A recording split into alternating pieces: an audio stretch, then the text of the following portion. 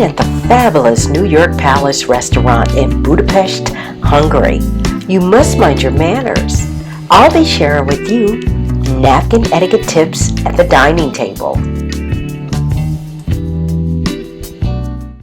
Greetings, Success with Etiquette here in Budapest, Hungary, and it's pronounced Budapest. And we are at the York Café with our Success with Etiquette tips. Well, also I want to say, if you haven't placed Budapest on your travel list, please do. It's a wonderful city, very warm and comfortable, and I think you will enjoy it. It's a lot of sights and great activities to partake.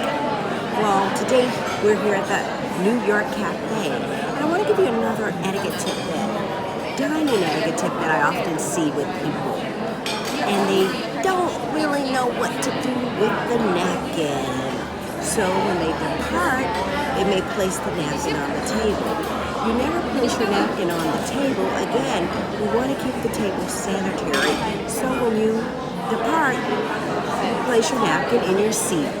Also, if you happen to drop your napkin on the floor or silverware on the floor,